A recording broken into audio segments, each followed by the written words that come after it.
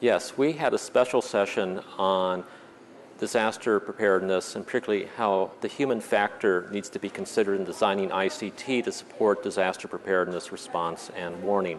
And we had 4 speakers from different domains focusing on different aspects of ICT and the human element of these systems. And we started out with Alessio Malizia from Madrid, and he focused on the use of an adaptive model that would allow emergency messages presented in the Common Alerting Protocol. It's an international standard for emergency notifications. How you could take a single message and adapt it to different user requirements, such as people who might be blind or deaf, who might have language impairments.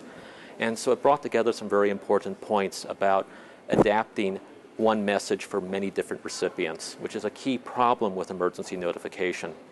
Dr. Helen Sullivan from the U.S. Rider University spoke about the importance of understanding how symbologies or symbols are conveyed to people, how you convey critical information in a way that's understandable by people who have different cultural backgrounds, language backgrounds, and perhaps cognitive disabilities. They don't necessarily understand complex messages, how you can use symbols to present information very clearly, and it really brought together some key points about information design.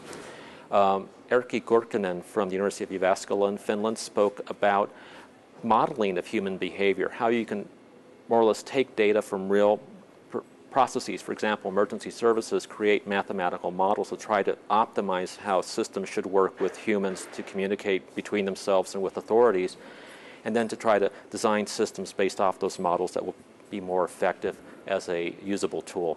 And then Markku Lautamus, also from the University of Jyväskylä, spoke about the key features in mobile phones today. We hear all about iPhones and smartphones, and again, we have to remember that they're only a small percentage of the overall phones in use today. And there are roughly 4 billion mobile phones in use today for the 6.5 billion people on this planet. So it's a very large number of phones.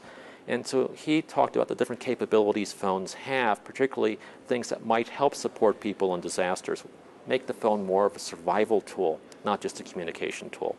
And so again, we brought together some very interesting perspectives on the human element of communicating information and providing preparedness information. So again, it was a good session for IDRC and some good discussion afterwards. Thank you very much. Okay, thank you.